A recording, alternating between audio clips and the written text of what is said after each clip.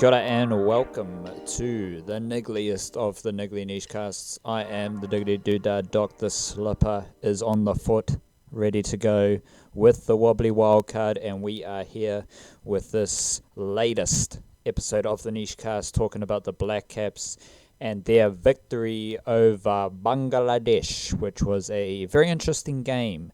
It shouldn't have been interesting, but it was interesting, and that's how we like it here at the niche case. As always, if you are keen and you enjoy the niche case, support us however you can on Patreon, or like, subscribe, rate, review, just hook it up. You know, you guys are a part of this. If you're listening and enjoy it, support us as best you can, and we are always on the lookout for like a small business or anyone who wants to sponsor the podcast. You'll get your little shout out at the start where I'm talking right now. Instead, I'll be telling you and the audience how awesome you are. So contact us if you do want to sponsor the Niche Cast, the Niche Case podcast. Before we crack into Blackcaps versus Bangladesh, I am here with Aotearoa's finest boxing mind.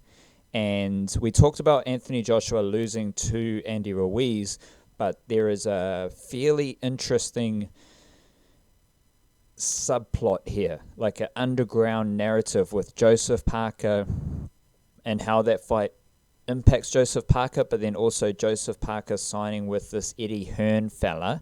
So wildcard, how the fuck are ya? And where do you want to start? Do you want to start with how that fight implicates the implications from that fight with Joseph Parker, or the fact that Parker did sign with Eddie Hearn? What does that mean for Parker, Duco, and all of that good stuff? Yeah, man, I reckon the Eddie Hearn connection is probably the one to go with, because I'm not sure how well it impacts Parker, the Ruiz result.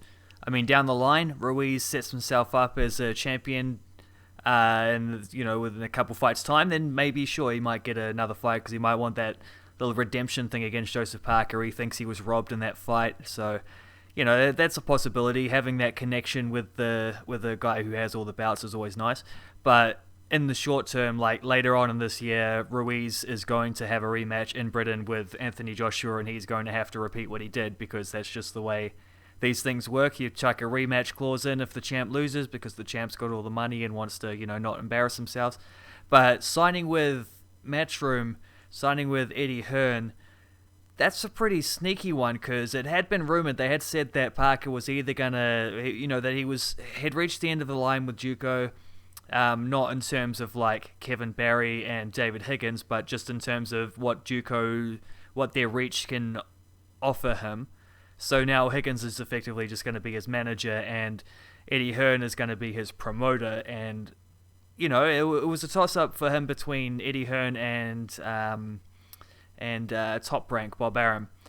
And frankly, when you look at it, he's had workings with both of them, but he's had a couple fights recently against Eddie Hearn types, Anthony Joshua and Dillian White, 2 defeats actually, but also his 2, highest grossing fights, shall we say, like the 2 fights that would have been the biggest paychecks for him. And so, like, there's an audience there, there's some recognition there amongst Eddie Hearn's lot. Eddie Hearn has a better crop of fighters, which means, like, the stable's there in order to, he's already set up a fight with, it was Eric Molina, wasn't it? In about a month or two's time. I think about a month. I think it was relatively short notice, like 5 or 6 weeks or something. And, that just seems like the nice next natural progression for Joseph Parker, to spread his wings a little further. Juco had probably done that thing as far, like, he'd milked as much from that one as he could. Juco just don't have the power. They don't have the money globally, worldwide, and Parker is, he either sits back fighting in New Zealand against chumps, or he goes out to England and America and fights against champs. So, toss a coin, like, which one? In fact, don't even toss a coin, just like pick the obvious answer in that situation.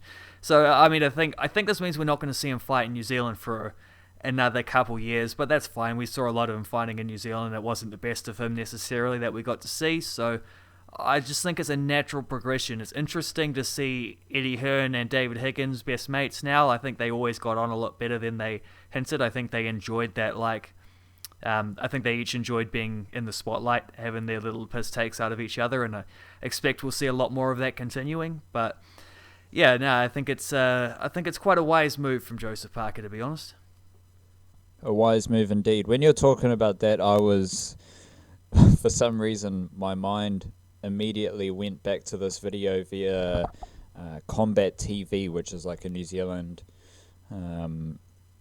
interview thing where this guy, shout out to that guy, I don't actually know his name, but he does a lot of interviews with Auckland City Kickboxing, and Eugene Berryman basically, yeah, I thought about this when you mentioned Kevin Barry. Eugene Berryman basically just talks shit about Kevin Barry for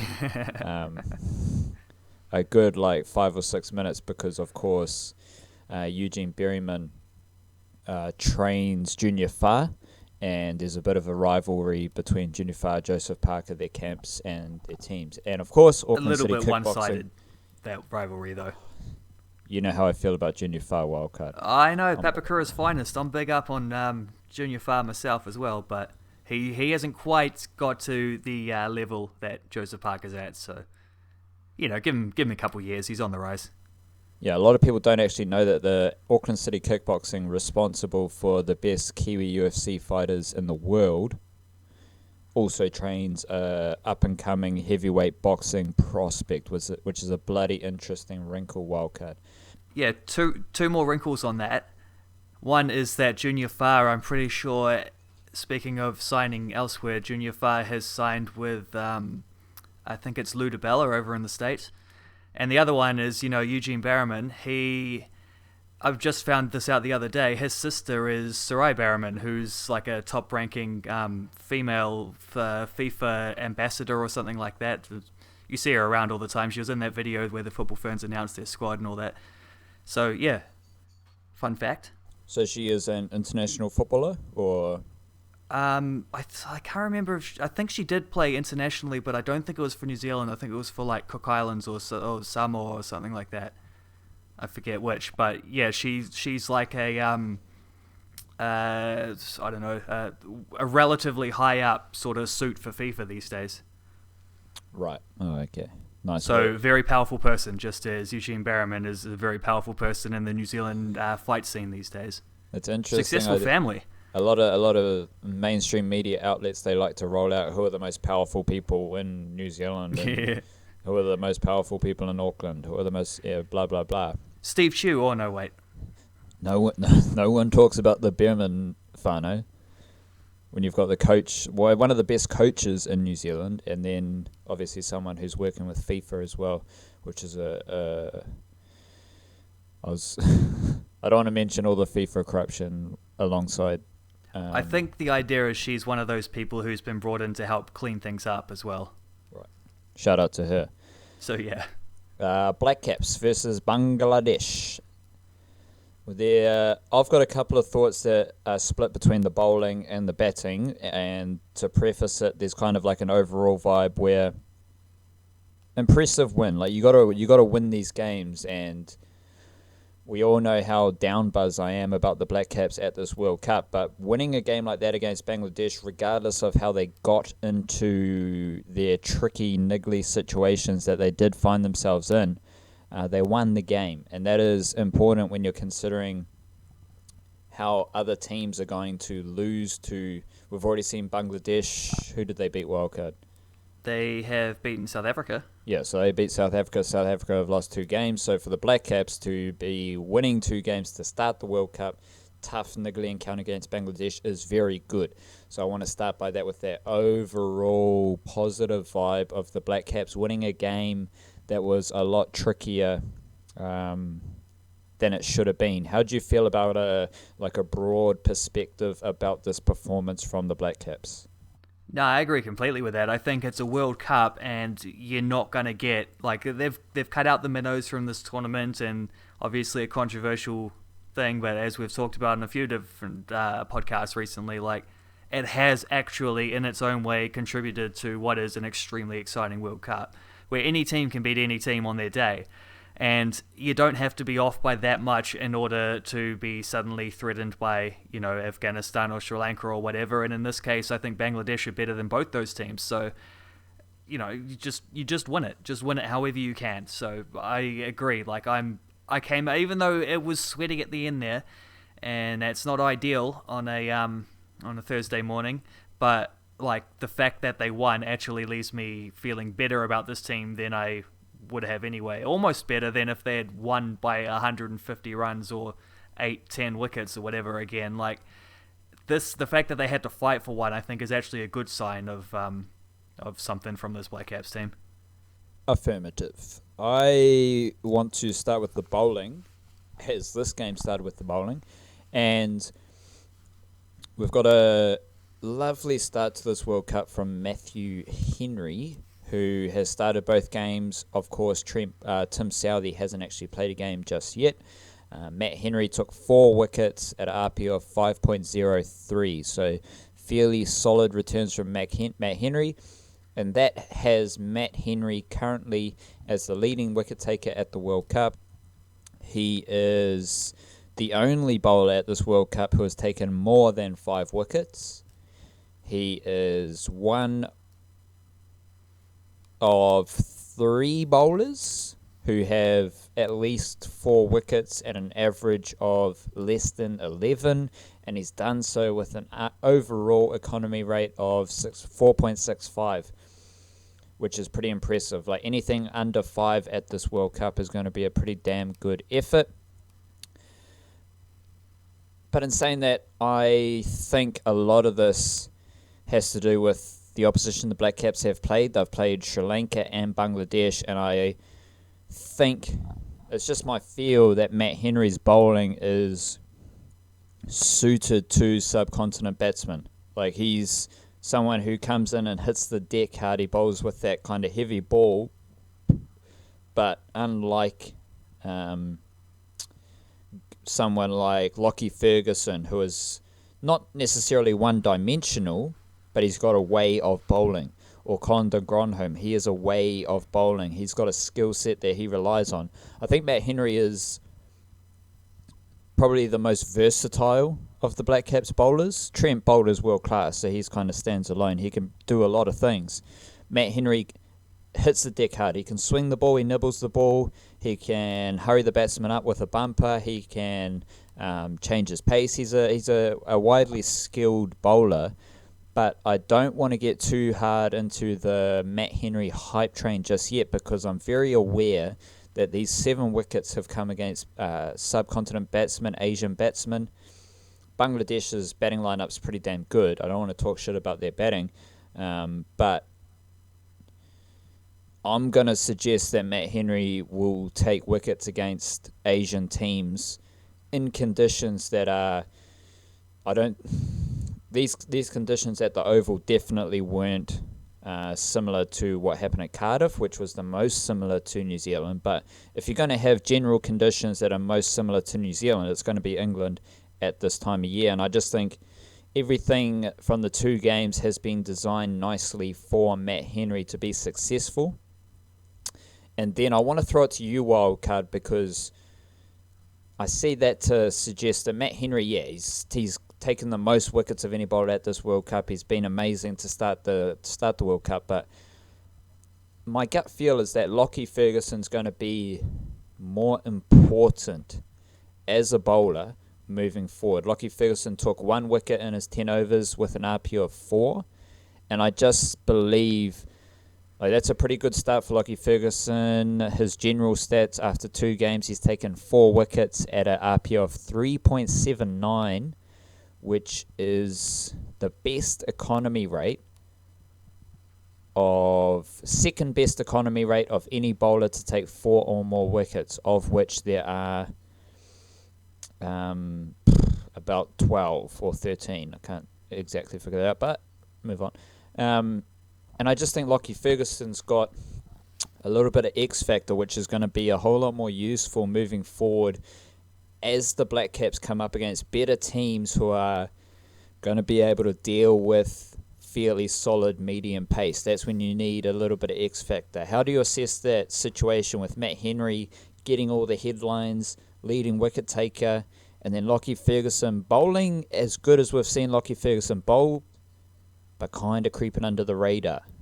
Definitely getting similar vibes to you there. I think Henry has had a delightful little start to the World Cup, and it has been influenced by some of the teams that he's been playing against, and the fact that he's been taking the new ball as well, and getting first dibs at it. Like that Sri Lankan lineup wasn't up to much that day, and Henry picked them apart at the start and got the crucial wickets at the beginning that they allowed everything else to follow on. But I do wonder if, say, Ferguson or if Southey had been playing like someone else, or even if de Grandhomme had opened the bowling in that day, I sort of wonder if it wouldn't have been the same situation. Like, he got those wickets because he bowled first. But, he bowled well. He bowled really well that day. And I watched his first spell against Bangladesh, and he wasn't fantastic. Like, he was getting flicked off the pads a couple times. Like, the line wasn't ideal, but he was bowling confidently and he was bowling well. So he I think it's been a pleasant surprise how well he's done. But compare that to Lockie Ferguson, who's coming in later and like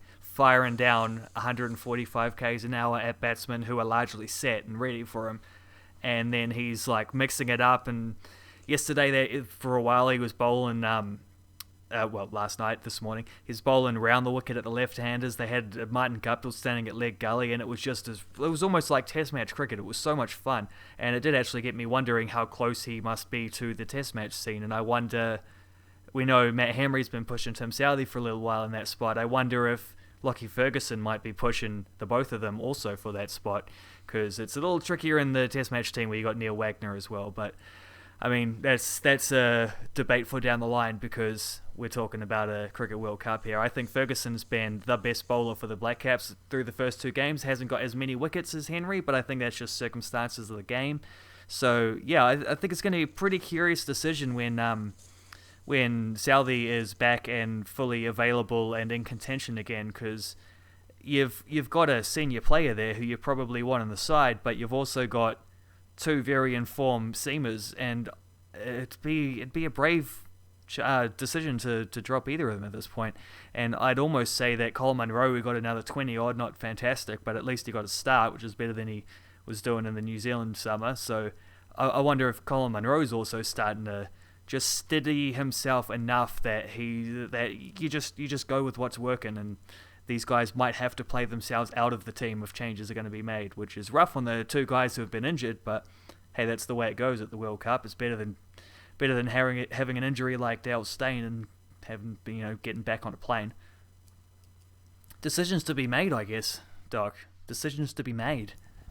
Indeed. Let's throw it back to Lockie Ferguson, who has a first-class bowling average of 24.65, and funnily enough, that is his best bowling average of the domestic formats. Like, I've been on the Lockie Ferguson long-form hype train for at least 3 years, just watching him spear in deliveries to right-handed batsmen at 150 k's is, in the Plunket Shield, is pretty crazy. And his first-class average, his List A average is 26.19, his T20 domestic average is 28. So that first-class average is superior than his domestic averages, all of them, and also his ODI average. Throw it back to the batsman, where we will get into the batting innings, because that's where the interest lies for me. But you mentioned Henry Nicholls. Like, could you imagine if we were back in the Kiwi summer a couple of months ago, and I tell you, like, the Tim Southey one, it was kind of up in the air, and it was interesting. Well, I think it was Simon Dooley, or one of the other commentators. They were talking about South Africa and how South Africa didn't really know their best team, their best 11, which is a major issue coming to the World Cup, and that's exactly the same as the Blackcaps. But the point here is, like, how would you have felt if I told you that Henry Nicholls wouldn't be in the first 11 from the two games that the Blackcaps won to start their World Cup if we were talking maybe the 26th of January this year? 26th of January. I might need to scope out some scorecards to check this one up, because up until I can't, there was a 100 he scored against someone. Was it Sri Lanka? Yeah, Sri Lanka came in and just gave it a tonk. Yeah, and was that was batting at 5 or something, wasn't it though? I think, in the middle order. I think that was the point at which I thought this dude's actually pushing for first 11 status. Before that, not so much. Certainly not as an opener, which came later as well, once they had to find someone to stop gap for Colin Munro to give him a kick up the arse, which, hey, maybe it's worked, because he's been a lot more reserved, hasn't he, Munro, in these first two games, but, I mean, he's also been batting second both times with scores under 250 to chase, so I guess some of that is situational as well, but Henry Nicholls is a curious one, old Hank, there, because he has been given a lot of opportunities in a way that other players that have been on the fringes, I'm thinking like Will Young, I'm thinking even say Anish Sodhi, like not getting consistent games over and over and over. Nicholls has been given a lot of consistent games. He's sort of been right place, right time in the Test team as well as the ODI team, and it's only really been this summer that he's felt like a lock on, but yeah, even in that context, I don't think I would have been surprised a couple months ago to know that he's not playing right now. But, I mean, a couple weeks ago, I think I might have been a little more surprised. Just because I didn't really understand what Colin Munro was doing there if they'd already dropped him. But I guess they've figured out a role for everyone. I don't know. I guess they haven't figured out a role for everyone. They just had injuries dictating things. Because the thing about Henry Nicholls was, maybe Henry Nicholls can open. Maybe Henry Nicholls can be the second wicketkeeper. Yeah. Maybe Henry Nicholls isn't in the team. It's been a very weird transition. Obviously, as you mentioned, it is injury affected, but depending on how results go, there isn't really a need to bring Henry Nicholls into the team. Like, maybe you're going to bring in a spinner, or, I don't really see the need to bring in another batsman into this team. But that's for a later date to suss out, because Blackcaps' batting innings was a bit weird, and while there is an immense positive vibe from the Blackcaps just doing what it takes to get to a couple of points and register another win in the World Cup and not be upset by Bangladesh, especially in this new format, you just want to get as many points as you can, as many wins as you can. There are some issues with that batting. Like, just the way the Blackcaps threw away wickets in key times was a wee bit concerning, and there's a nice little thing on Cricinfo about the Blackcaps. Shout out to Siddharth Monga, who talked about how the Blackcaps played spin and their overly attacking approach to facing spin. And he said that the Blackcaps lost 6 wickets to spin, 6 wickets to 28 overs of spin. That brought them 127 runs. So that turns out to be 4.53 runs per over. So you're losing 6 wickets to spin bowlers at an RPO of 4.53. That's reasonably mediocre. And this isn't an original idea. I absorb a lot of content from different people, and Michael Vaughan on the Test Match Special keeps talking about how pitches are going to get drier at this World Cup over time, because pitches are going to be used.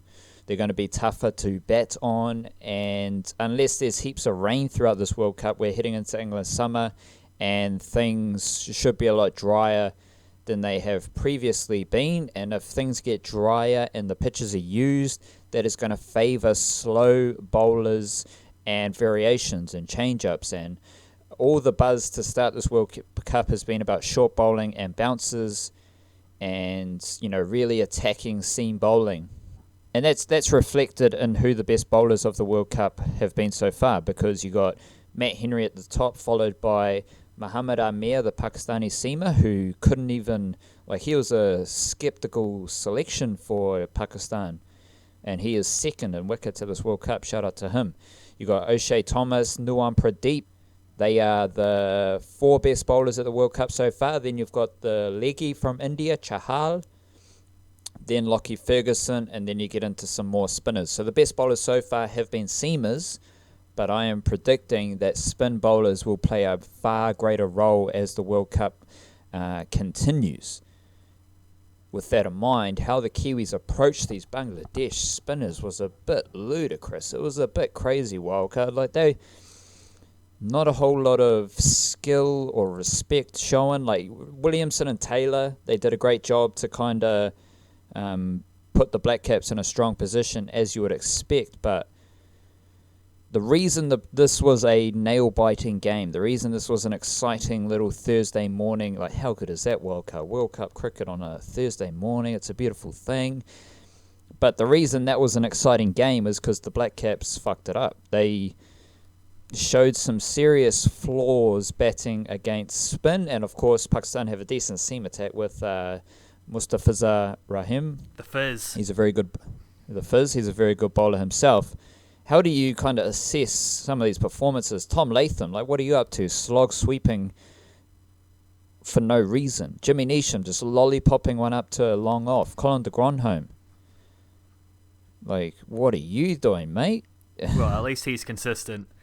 He's very consistent. Bang 20 off 10 balls and get out. So that can be good. That can be beneficial. I'm not hating on those kind of efficient 2020 knocks, but when the game's on the line at the moment, you don't really want to do that. You want to control. You want to work it around. Like, you just got to hit ones, twos, hit the odd boundary, maintain a firm grip on this game. The Blackcaps almost gave the game away by some really strange batting. Yeah, I don't think we got great balance in our batting lineup, especially not when we're chasing, as for the exact reasons we saw in this game, because our two openers who cruised home against Sri Lanka both got starts and didn't go on, so that's not ideal. You then had a great partnership between Williamson and Taylor, but they still don't know how to run together, and Williamson should have been run out when the score was on 60-something, but old mate went and knocked the bails off with his arm before they could get the ball in there. So lucky break there. They both did really well after that to set the innings up. Ross Taylor, man of the match, batted great. Disappointed he didn't go on and get 100 though, but at least he did his job. Rather than, I think they talked on Test Match Special about that run out being the pivot, and about how as a Mushfiqur is the keeper for Bangladesh, how he was also run out himself in the Bangladesh innings, which was sort of the pivot in that innings between them getting 240 odd and could have possibly got 270, 280 odd, which I think if they had, I'm not sure we would have been able to chase that. But, well, at least not bad in the way we did. But yeah, you got a relatively aggressive option at the top in Colin Munro, who I think the plan just has to be like, you go play your natural game, try get us that Brendan McCullum pinch hit start. If you can score 50 off 30, then that's brilliant. Like, that's the perfect Colin Munro knock. But you do sort of have to accept that he is a risk to lose an early wicket. And Kane Williamson coming in next, like, great, perfect. Ross Taylor after that, fantastic. That's as good a 3-4 in the world. Like, you can't do much better than that.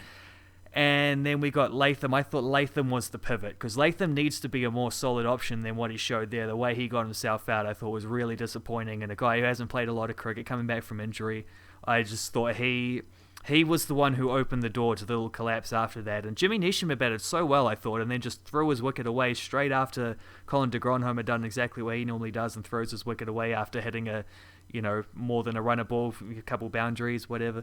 I just don't like the balance of that when you're chasing a game. It's not really steady enough. It's not really sturdy enough, and I don't know what there is to change that. Like, I don't know what we can do about that. Maybe you slide Santner up one spot, because Santner got us home. Santner batted quite nicely and calmly in a situation where he didn't have to worry about scoring at more than a runner ball, which is ideal for him because he can just knock singles and pick the bad ball, and if he has to, leave or block, and in a way that he doesn't.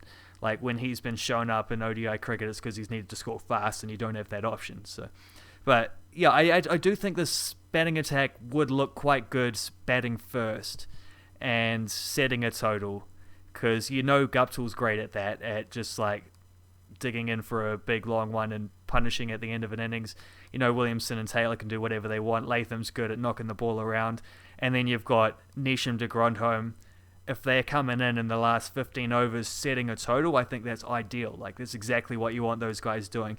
having them coming in the last 15 overs, trying to guide us to a victory when the crowd's getting riled up for the other team and you're under a bit of pressure, that wasn't so good. So I think there are some worrying signs for how this team's going to go in the future, because I also think our bowling attack would prefer to bowl first as well, rather than bowling to a total where you've got to manufacture some pressure your own way. Like, I don't think that's in their best interest either, but I guess this is just why it's a World Cup.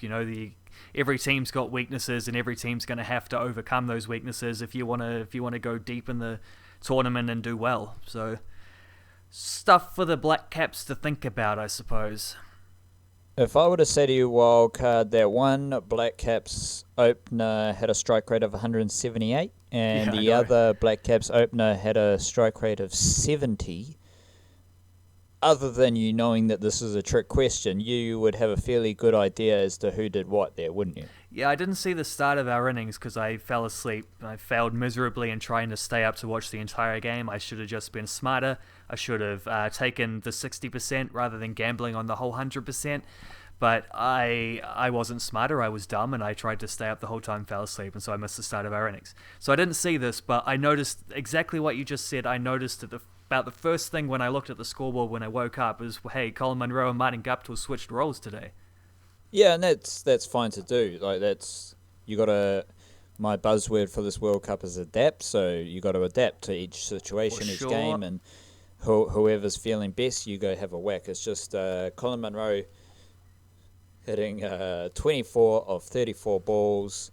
He hit 3 boundaries and a 6, which, quick little math check, is about 18. 3 times 4, 12. 6, 18, yeah. 18 of his 24 runs come from boundaries, and he had a strike rate of 70. So that means, what did he get? 24 of 34 or whatever. So that's like 6 runs off his other 20 deliveries or something. Like, that's not off 30 actually. 6 runs off the other 30 that's not up to much, is it? No, like a little bit more of a strike rotation there would be a lovely. Well, it's a bit of block bash, I suppose, which is the way he plays. So I guess you can't be a dick and isolate the figures like I just did, but whatever. Also situational again, like chasing a relative, not a low total, but a middling total. But those ones are hard, man. Those like 250 challenges. I think a lot of teams are going to be stuck in those because everyone thinks that you got to score quick runs, and people are losing wickets doing this, and so you're going to get a few more of these 250 to 280 totals, and it's like in the old days when you had to chase 150 to 180, and it was just a nasty little total where you're not worried about scoring runs and getting into your innings and building it up because you know that the finish line is where it is, and then the bowlers just come all out because they have to take wickets, and you get in those really tricky little chases. That's sort of expanded now with quicker run rates. I guess 250 is that tricky one where you should win, but it's a lot harder than it looks. For sure. We just said there about the 250s kind of score mark. Virat Kohli did say prior to the World Cup starting their little captain press conference, quite a very interesting insight from Virat Kohli. He said that the pressure of a World Cup and the situation of a World Cup, everyone's talking about scores of 300, but as you progress through the World Cup, you're going to see probably more of these 250 games because you got pressure. You've got, it's just harder to come out and whack 300 when you're playing for a spot in the semi-final, or there's a lot of pressure, or just, the situation of the game. And also, on top of that, you got the fact that pitches are going to be used comprehensively. Like this, in my preview to that game, I mentioned that this was the 3rd game at the Oval in London. And England played South Africa first, and then Bangladesh played South Africa. So this was the 2nd game in a row for Bangladesh at the Oval.